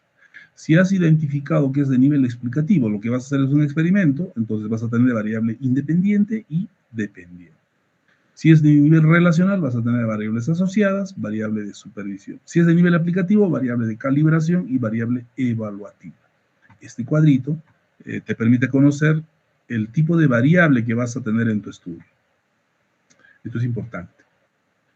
Aquí vamos a hacer la operacionalización de variables, y lo que quería que veas es esta parte, los objetivos. ¿Cómo se redactan los objetivos? Esto es lo que vamos a empezar a practicar, porque ya tenemos que definir esto. Definiendo esto, con esto vas a redactar ya prácticamente el problema. Con el enunciado ya tienes el problema, pero con esto se redondea. Necesitamos hacer esto. Si tu estudio pertenece al nivel descriptivo, tu objetivo general debe empezar con estos términos, con estos verbos en infinitivo. Si tu estudio es de nivel descriptivo, si lo que quieres hacer es de nivel descriptivo, entonces vaya pensando en tu objetivo y siempre empieza con una de estas palabras: describir, caracterizar, estimar, verificar. Esos son los verbos que se utilizan en este nivel de investigación. Si es que tu investigación es de nivel explicativo, entonces es muy probable que tu objetivo empiece redactándose con evidenciar, demostrar, probar, explicar. Si es de nivel relacional, comparar, asociar, correlacionar, medir los factores asociados, ¿no? Factores de correlación o factores asociados generalmente entre dos variables, ¿no? El nivel de asociación, el nivel de relación que exista. Pero estos son los verbos que utilizamos al definir el objetivo en los estudios relacionales. En el estudio predictivo utilizamos los verbos de predecir, pronosticar, prever, y en el nivel aplicado evaluar, controlar, calibrar. Estos son verbos que tenemos que utilizar cuando redactamos un objetivo. Repito, si es nivel explicativo, pues ahí tienes los verbos. No es necesario tener otros verbos. Alguien dirá analizar, pero ¿analizar qué cosa? La influencia. Ese es un propósito, analizar la influencia. ¿Y cómo redactas el objetivo? El objetivo no va a ser analizar la influencia también, ¿no? El objetivo es explicar la influencia o demostrar la influencia. Entonces ahí estoy dando un objetivo válido, metodológicamente correcto de lo que quiero lograr con mi investigación. Esta tablita para definir objetivos es fundamental. Si en algún momento algún jurado se expresa y dice, no, tesista no sabe ni escribir un objetivo, se refieren a esto. Aquí un objetivo tiene que empezar con un verbo y tiene que estar relacionado con lo que piensas hacer, con tu propósito. Todo tiene relación, ¿no? Objetivo, enunciado, y el propósito que está en tu enunciado, pues ya te dice a qué nivel de estudio pertenece, a qué nivel de investigación pertenece, ¿no? Y ese nivel de investigación ya te orienta a qué tipos de verbos puedes utilizar cuando redactas el objetivo. Esa consistencia tiene que haber entre los componentes cuando se formulan problemas de investigación. Entonces ahora nos queda practicar con esto.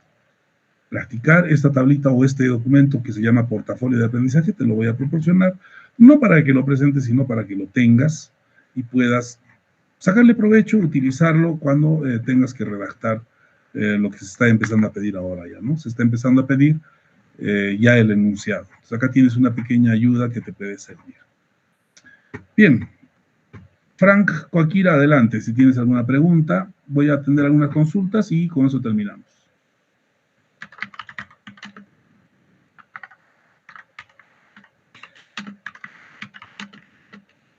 Adelante, Frank.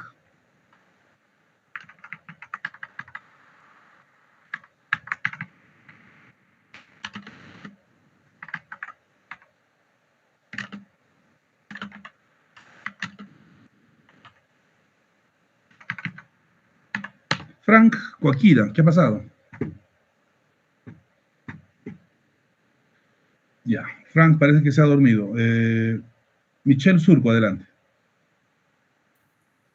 Ingeniero, buenas noches. Hola. Tenía una consulta. Yo encontré mi brecha de investigación en un artículo y quería hacerle mención si lo que encontré es para indagar más o simplemente buscar otra brecha. No sé, para que me si puedes pegar el texto de la brecha en el chat o comentarnos, no sé, pero una forma más rápida sería que puedas pegar el texto de la brecha que tengas, un copy-pega para leerlo rápido. Ya. Y en función de eso te ayudo. Ya, perfecto.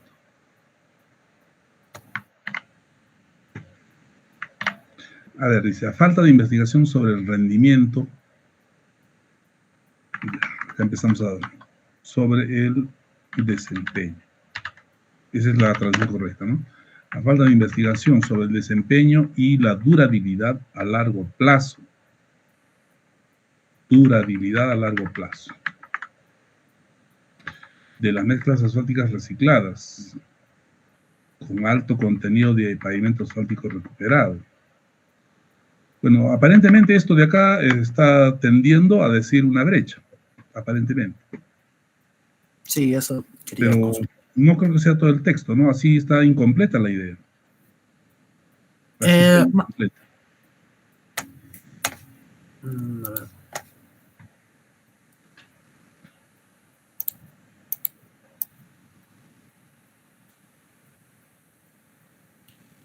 Lo que está diciendo ahí en términos generales es que falta investigación sobre el comportamiento y la durabilidad a largo plazo, ¿no? De mezclas asfálticas. Eso es lo que está diciendo. Que podría tomarse como brecha. Si es que ha sido dicho en un artículo confiable y actual, se puede tomar como brecha. Sí, lo encontré en un artículo de Cuartil 1 de este año, Ya, en en la página de Ciencia Direct. ya.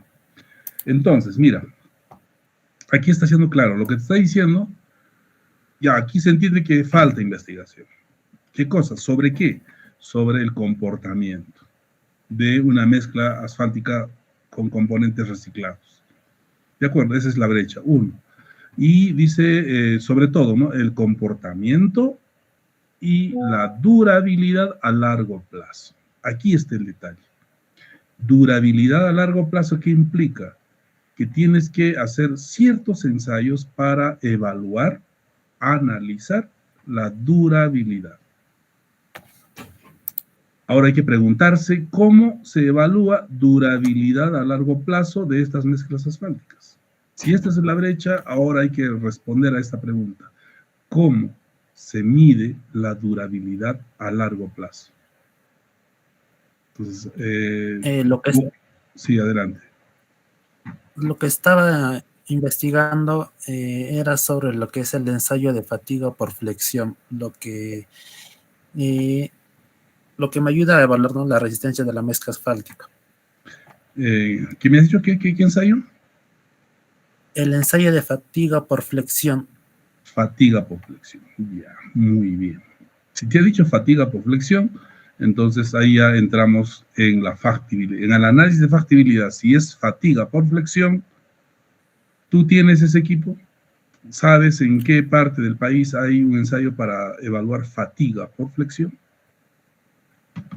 Sí, a lo que indagué, lo que encontré me dijo que es en la Universidad de Puno.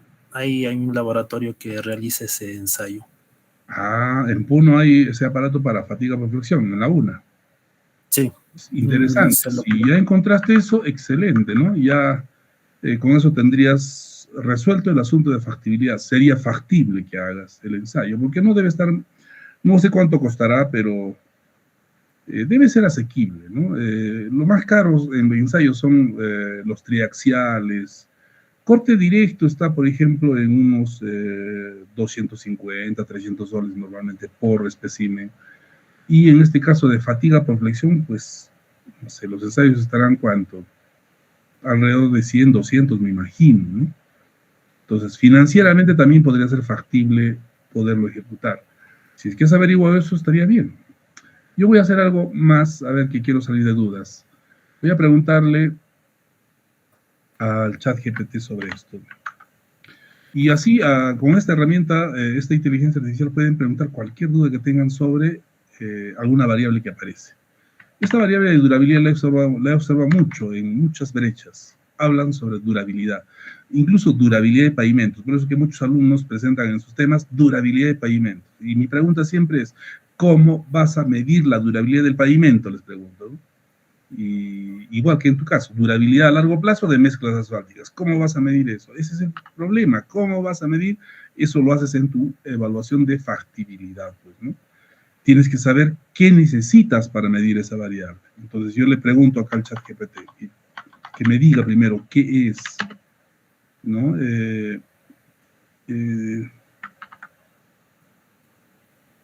¿Qué es la durabilidad a largo plazo de las mezclas asfálticas recicladas, RAM? Listo. Así le puedo preguntar directamente, ¿no? A ver, esa es una pregunta básica, ¿no?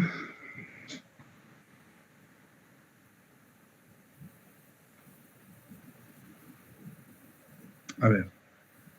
Se refieren a mezclas de asfalto que contienen materiales reciclados, como asfalto fresado, capas anteriores de pavimentos de materiales asfálticos recuperados y otros procesos. La durabilidad a largo plazo de estas mezclas es un tema crucial en la ingeniería de pavimentos, ya que se refiere a la capacidad de estas mezclas. Se refiere a la capacidad para mantener sus propiedades estructurales. Aquí ya nos dan una luz, ¿no? Entonces, en vez de durabilidad, es mejor utilizar la capacidad para mantener propiedades estructurales. Interesante. Y funcionales durante un periodo prolongado de tiempo, a pesar de la exposición a las condiciones ambientales y el tráfico vehicular. Muy bien.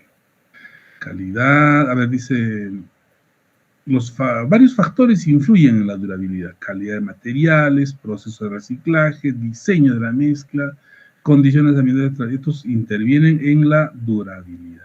Ahora bien, ahora le voy a preguntar lo siguiente.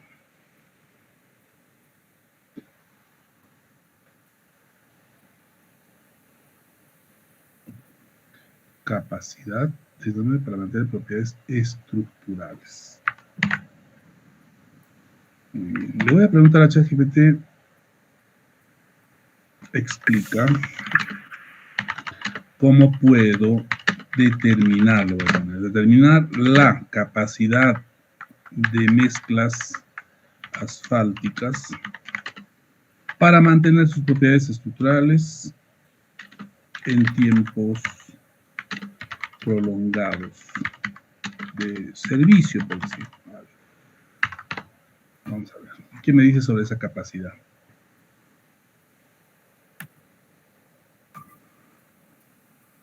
Pruebas, evaluaciones de campo. Selección de especificación, normas, recopilación de muestras representativas, reparación de especímenes en laboratorio, ensayos de laboratorio, densidad, resistencia, corrosión, módulo resiliente, análisis, simulación acelerada de envejecimiento, ¿no? Para estimar la durabilidad a largo plazo en un periodo más corto, puede someter muestras a condiciones de envejecimiento acelerado, utilizando métodos como el envejecimiento por calor y rayos UV. Simulación acelerada de envejecimiento. Esto es lo que me permitiría de repente conocer la durabilidad de mezclas asfálticas, ¿no? Hay pruebas de simulación acelerada de envejecimiento. En cambio, estas de acá, bueno, lo que me dijo acá al inicio, ¿no? El diseño de mezclas, son factores. Pero aquí ya tengo algo, una pista, ¿no? Esta simulación acelerada de envejecimiento. Ustedes sabían que en el concreto hay un ensayo de durabilidad, ¿no? ¿Y sabían qué simula ese ensayo? Acá mejor. Se da un chat GPT acá. ¿Qué es o cómo se evalúa, se ensaya, ¿no? Se evalúa la durabilidad de un concreto, del concreto?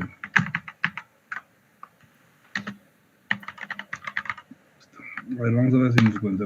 Hay una prueba sometiendo al concreto a químicos. A ver, ¿dónde está? Durabilidad de concreto. Esta de acá, ¿no?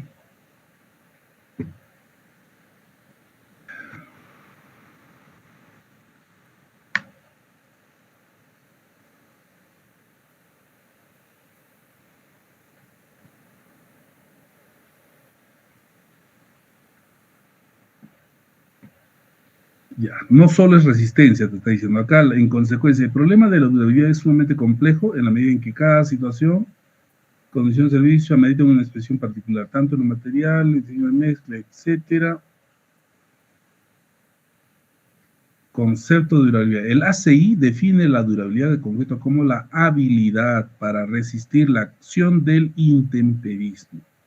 Esto es una definición formal de durabilidad, pero del concreto, que se puede aplicar al concreto asfáltico. Ojo, acción de intemperismo, al ataque químico, la abrasión o cualquier otro proceso o condición de servicio de las estructuras que produzcan deterioro del concreto.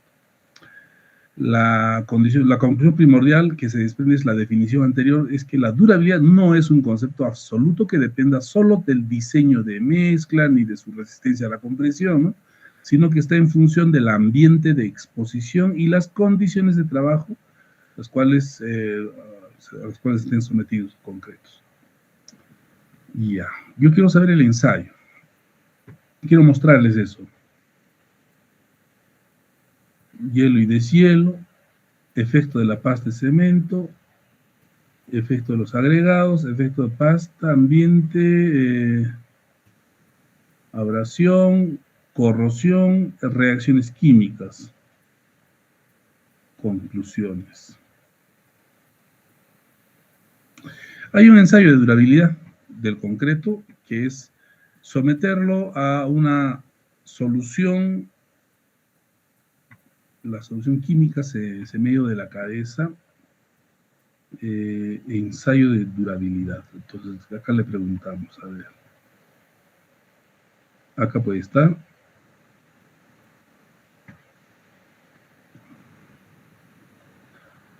Esta prueba es el uso de una solución química, sulfato de magnesio. Es una de esas.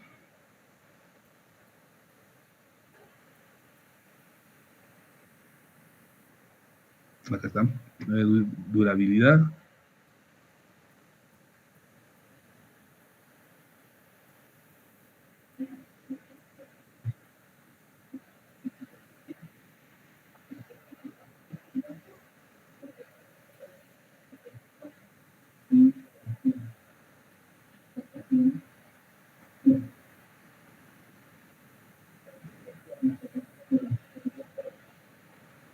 Aquí está, ¿eh? Otra prueba para determinar durabilidad. Resistencia a congelación, a los sulfatos.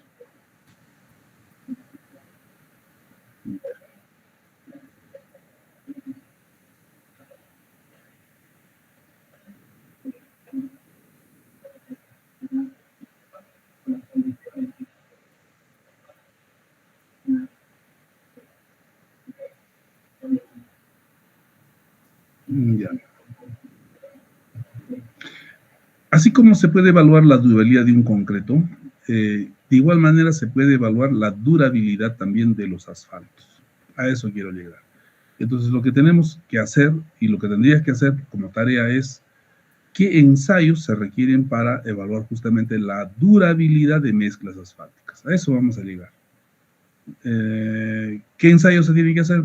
Probablemente una de ellas va a ser esta. Hay simuladores de envejecimiento. No sé si esto tengan en la UNA. Entonces hay que hacer nuestra lista de ensayos y de ellos los que podríamos necesitar para determinar finalmente durabilidad de una mezcla asfáltica. Existen varias, hay que enumerarlas, estudiar de qué se tratan y luego ver si tenemos cerca algún equipo y ya está. Con eso podríamos llegar a tener o plantear ese tema de investigación, ¿no? Entonces, lo primero que yo te voy a preguntar cuando tú presentes este tema, si tú vas a presentar ese tema, te voy a decir cómo vas a medir la durabilidad. Esto te voy a preguntar. ¿De acuerdo? ¿Cómo vas a medir? Entonces, tú me has dicho ahí la prueba. ¿Qué prueba me has mencionado? ¿Cuál es la prueba? El ensayo de fatiga por flexión. Ya, ensayo de fatiga por flexión. Entonces, tú vas a mencionar por decir esto. Y yo te voy a preguntar cuál es el objetivo del ensayo de fatiga por flexión. ¿Qué te permite conocer? Te pregunto, ¿qué permite conocer ese ensayo?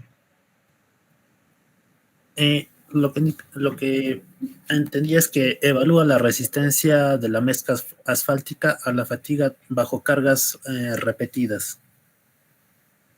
Ya. La resistencia a la fatiga de una mezcla es, sí, es una evaluación de la durabilidad porque cuando el material se fatiga se empieza a agrietar y se llama agrietamiento por fatiga. Te estaría llegando, digamos, a su periodo de servicio final, ¿no? Y ahora, ¿hay formas de hacer eso acelerado? Sí, hay pruebas aceleradas.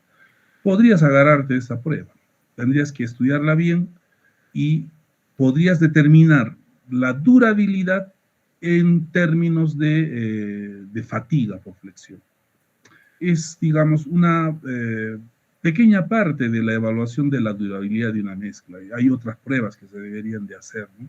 Pero esa pequeña parte puede servirte para hacer tu tema de investigación. Yo pienso que sí es factible que plantees ese tema si es que ya averiguaste que tienes disponibilidad de utilizar ese ensayo.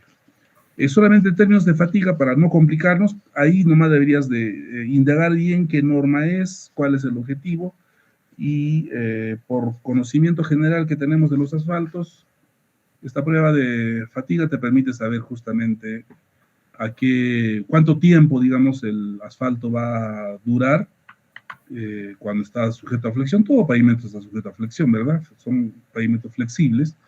Y en cuánto tiempo va a llegar pues a su límite, ¿no?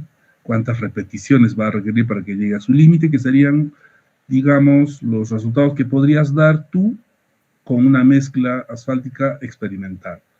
Podrías utilizar un asfalto recuperado, ¿no? Un asfalto reciclado de alguna obra acá en la región, y lo sometes a ensayos, y sería un buen aporte, sería una buena tesis.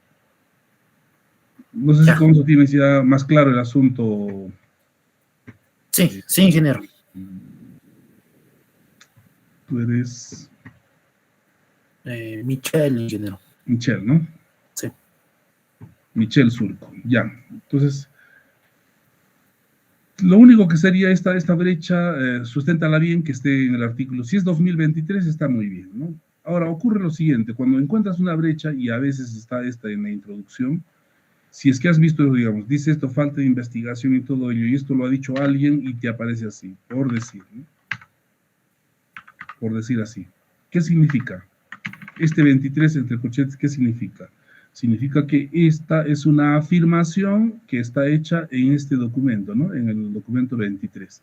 Te vas a referencias bibliográficas, buscas el 23 y la fecha de esa referencia 23. Ahí va a ser el título, autor y la fecha.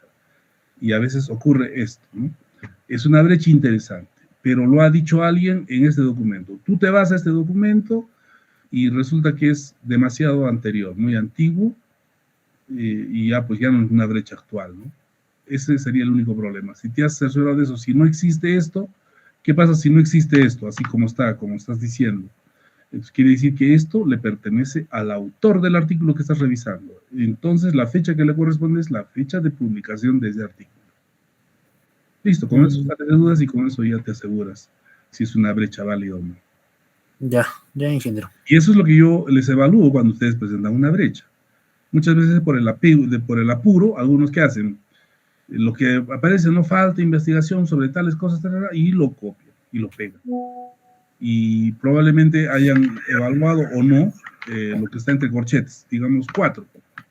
Esto quiere decir que esto que ha dicho alguien está pues en la referencia 4. Me voy a ver la 4 y es antigua, entonces no vale pues como brecha. ¿De acuerdo? Y a veces algunos quieren sorprender con eso. No lo hagas, ¿no? Yo me puedo dar cuenta. Y ¿cuándo vas a hacer eso? Cuando estás apurado, cuando estás desesperado, ya no hay tiempo para revisar más artículos y te mandas y tratas de engañar. O sea, acá estás siendo deshonesto, me estás tratando de sorprender, ¿no? Mejor que seas sincero, ¿no? Encontré esta brecha, pero es muy antigua. La otra brecha muy antigua. La pregunta de ustedes sería, ¿puedo plantear mi investigación con brechas muy antiguas? Y la respuesta va a ser sí, pero va a ser una tesis de repente no original, ¿no? Probablemente no original.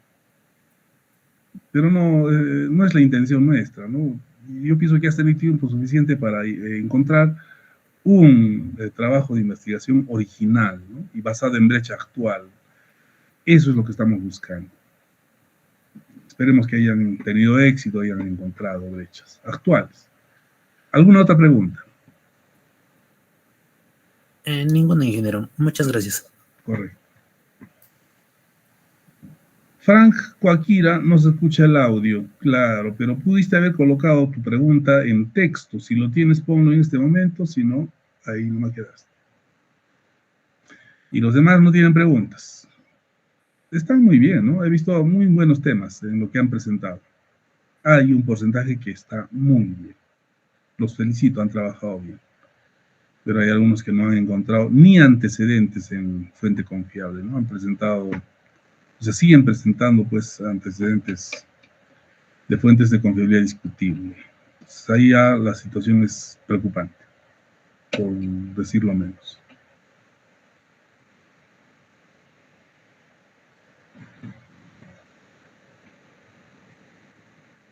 Muy bien, jóvenes.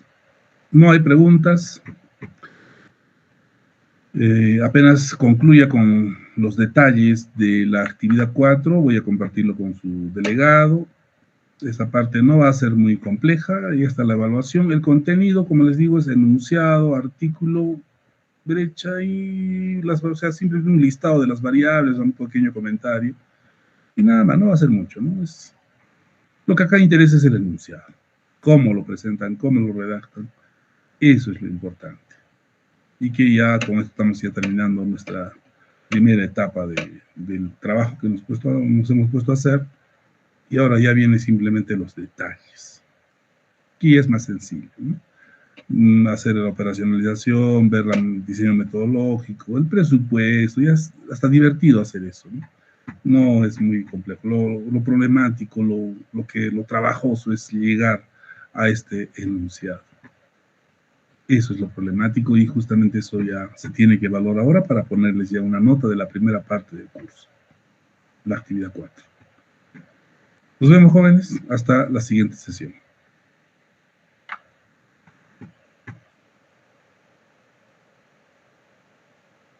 Gracias, ingeniero.